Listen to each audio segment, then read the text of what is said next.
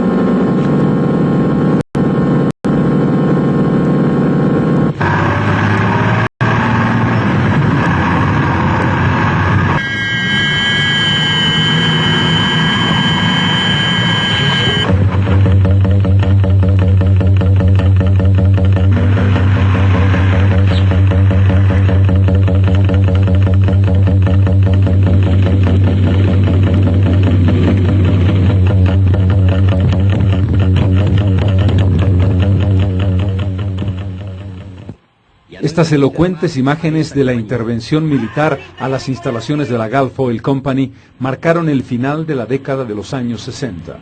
Un proceso de nacionalismo revolucionario que intentaba recuperar el espíritu de 1952. Pero los años 60 comenzaron de otra manera. Cuando las Fuerzas Armadas toman el poder a la caída del doctor Paz Tensoro a partir del 64. Una está representada por el general Barrientos, que era una postura ideológica de total apertura, de lo que ahora se llama un neoliberalismo, aunque era un neoliberalismo con muchos ribetes estatizantes.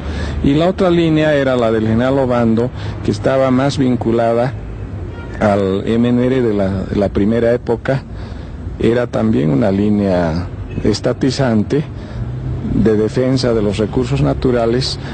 Era una línea más independiente, sobre todo más independiente de los Estados Unidos, que es el poder hegemónico en el continente. En el comienzo de los años 60, Bolivia se ve a sí misma como un país esencialmente minero, pero apunta ya a un desarrollo significativo de la producción de hidrocarburos. Hay que decir, sin embargo, que en el contexto continental, nuestra producción es simplemente insignificante. Un elemento positivo es que el país se autoabastece en hidrocarburos, pero su pequeñísima exportación no puede compararse ni remotamente con las exportaciones de otros países o con los niveles de producción de otras naciones de Sudamérica. Ni qué decir del gigante Venezuela, o lo que se descubriría en el Perú y el Ecuador, o la propia producción de Brasil. Bolivia no tiene todavía la orientación gasífera que va a ir creciendo poco a poco a partir del desarrollo de campos importantes precisamente en esos años. Si en 1960 Bolivia estaba produciendo 6,5 millones de pies cúbicos de gas por día, en 1970 producía ya 30 millones de pies cúbicos de gas diariamente. A su vez, la producción de petróleo se incrementó de 3,5 millones de barriles año a 8,8 millones de barriles. Este desarrollo le permite al presidente René Barrientos Ortuño firmar un convenio de exportación de gas a la Argentina. Es el primer paso de la exportación de gas a gran escala que tendría un elemento culminante en los años 90 con la exportación de gas al Brasil. Pero si bien las significativas inversiones externas, particularmente de la GALP, habían permitido un importante desarrollo de campos y un incremento de la producción gasífera, el nivel de pago de regalías e impuestos era significativamente bajo. Nuevamente, las corrientes nacionalistas van a imponerse frente a las corrientes liberales. La muerte en un accidente aéreo del presidente Barrientos abre una nueva etapa en la historia. Tras un breve interregno del presidente Siles Salinas, llega al gobierno Alfredo Obando Candia. Es un momento de inflexión histórica.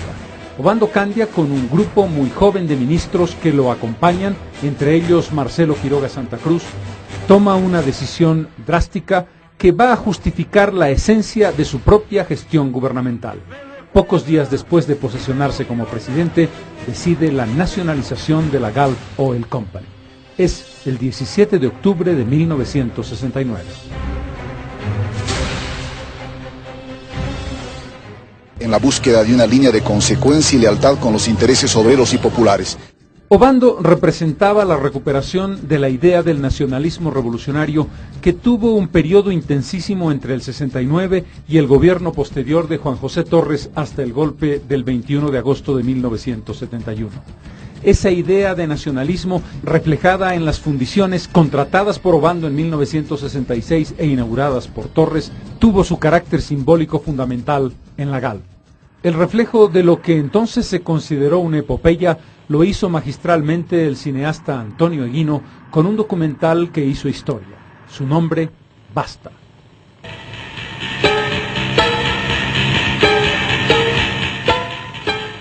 Tú, asesina doméstica. Tú, asesina extranjera. Tú, conspiradora internacional. Tú, conjunto de vándalos y ladrones de este continente, sal de Sudamérica.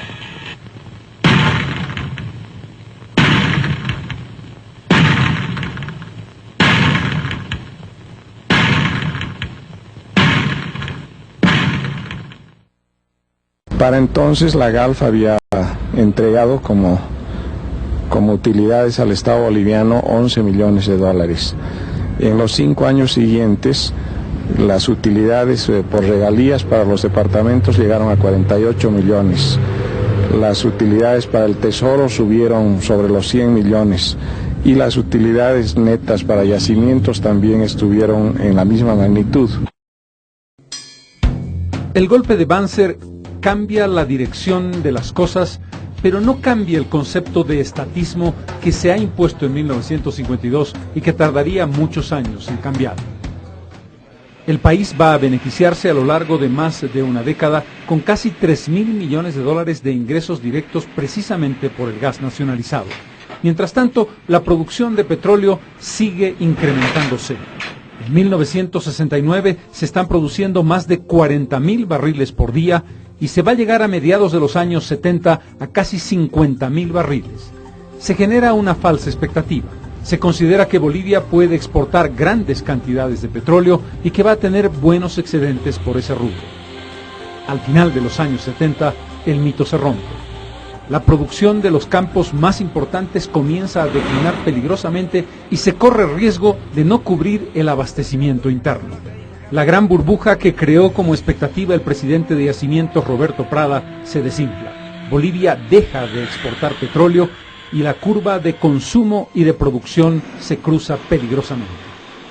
Buscábamos petróleo, en este país siempre hemos buscado petróleo, pero lamentablemente en el área de Santa Cruz y en el área del Chaco al final se han encontrado yacimientos gasíferos con contenido de condensados.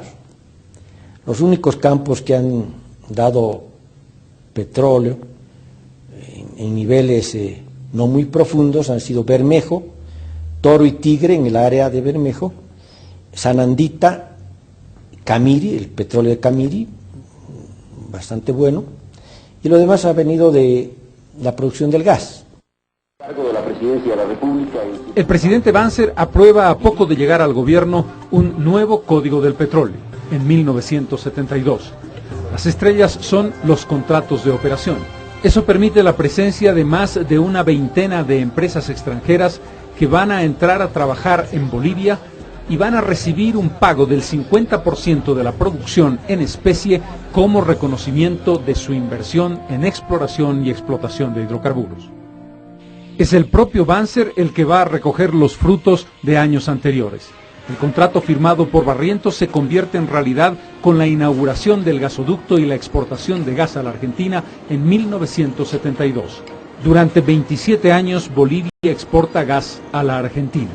En algún momento llega a recibir $4.4 por millar de pies cúbicos exportados. En un momento negativo está muy por debajo de $1 por cada millar de pies cúbicos. Bolivia ha recibido por ese concepto y en ese tiempo $4.562 millones. Es en esta etapa de gobierno que se llevan adelante dos emprendimientos fundamentales. La ampliación muy significativa de la refinería original inaugurada en los años 40, es Valle Hermoso, en Cochabamba, con nombre de Gualberto Villarruel.